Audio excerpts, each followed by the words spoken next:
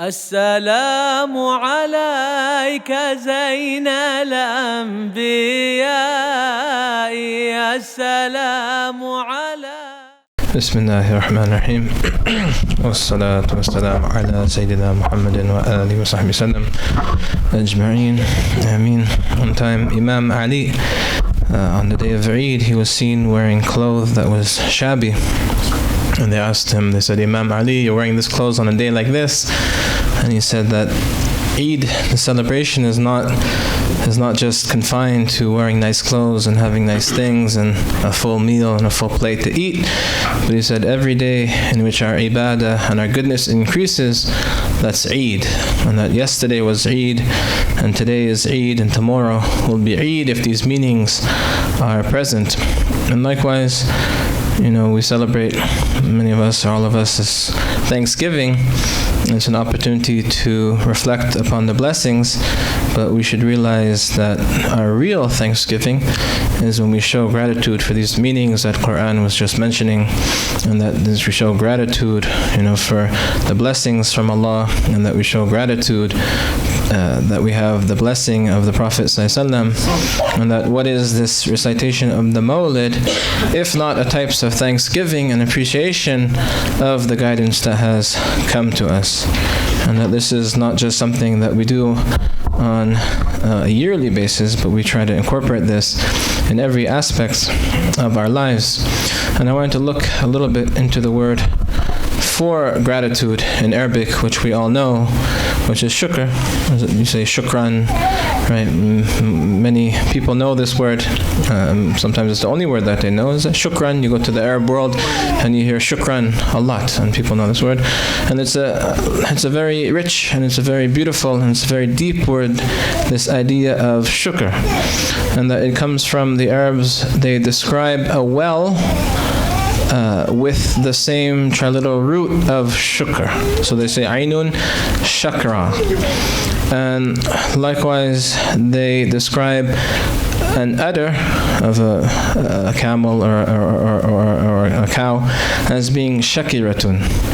And in a similar manner, they describe as tree with the verb shakirat ash-shajara. So they have these three, or they have more, but these are the prime usages of this root of shukr. And what do these three aspects, what do they have in common? Is that they say it all goes back to the root of being full and being plentiful. And even in English, we say someone is grateful, right? They're thankful and they're grateful. So aynun shakra is that it's a well that is brimming with fresh, pristine water. And likewise, that udder that is shakiratun is that it's full of milk. And that the tree that is shakirat ash-shajara is that its shade is plentiful and abundant. And that's the essential idea behind gratitude, is that we're full of the blessings of Allah, and that blessing fills our hearts with gratitude, and it fills our hearts with contentment.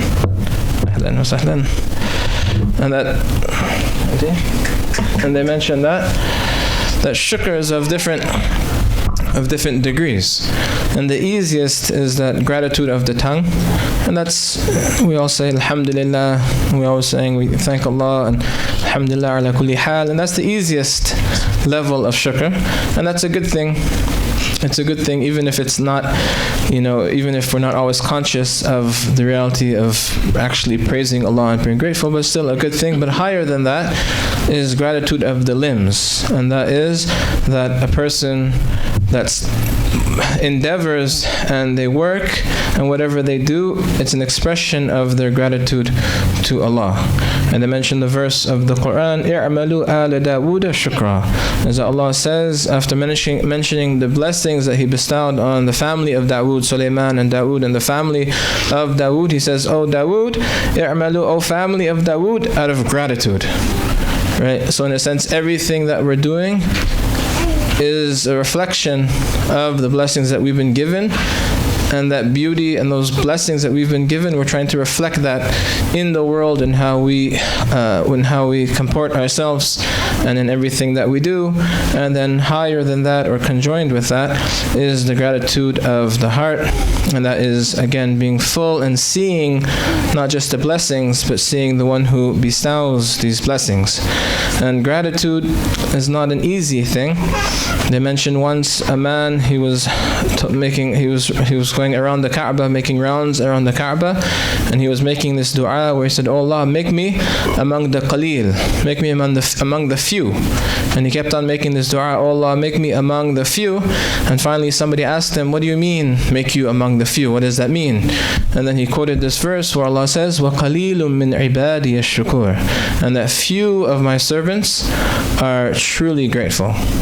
And showing how it's not an easy thing to truly be grateful on a daily basis, right, on a month, on a weekly basis, throughout our lives, is that Allah only praises 2 of His awliya and 2 of His prophets for being grateful in the Quran. As Allah says about Ibrahim, كَانَ شَاكِرًا لِأَنْعُمِهِ, is that he was grateful for the blessings. And He says about Nuh, إِنَّهُ كَانَ عَبْدًا شَكُورًا. And I'll end this discussion about gratitude and shukr, is that one of the names of Allah is Ash-Shakur. Is that one of the names of Allah is Al-Shakur. And what does it mean when Allah describes Himself with this word of shukr? Is that they mention that it goes back to another meaning of the Arabic language. Is that the Arabs, they also say a faras shakur, riding a horse that is shakur. They describe it with the same root and has a slightly different connotation. Is that when they describe the faras as shakur, they're saying that it gets full with a little bit of fodder and a little bit of foliage. So it doesn't need much, but it produces much. And with regards to Allah's name, one of the meanings of Allah being Ash-Shakur is that He rewards His slaves with much and with great reward, compensation, even though their actions are often little or insignificant. And so that's an expression of gratitude. If someone comes to you with something, it might be meager, insignificant, but they receive you with open arms, is that you feel that gratitude, that appreciation. So in a sense, when Allah describes Himself as being Ash-Shakur, is that He has an appreciation, or He accepts, or He validates our actions, be they meager. And I'll end with, we just look at this one, or these 2 verses of Quran that should really make us reflect upon these meanings of gratitude and thankfulness. Is that Allah says, مَا يُرِيدُ اللَّهُ لِيَجْعَلَ عَلَيْكُمْ مِنْ حَرَجٍ. Is that Allah does not intend to make things difficult. وَلَكِنْ, except He intends, يُرِيدُ لِيُطَهِّرَكُمْ, that He wants to purify you. وَلِيُتِمَّ نِعْمَتَهُ عَلَيْكُمْ, and that He complete His blessing upon you. Why? لَعَلَّكُمْ تَشْكُرُونَ, so that you will perhaps show gratitude, you will perhaps be grateful. And another beautiful verse that Allah says, مَا يَفْعَلُ اللَّهُ بِعَذَابِكُمْ, is that what does Allah have to do with punishing you? Why would Allah punish you? In shakartum wa amantum, is that if you show gratitude and you are believers, why would Allah punish you?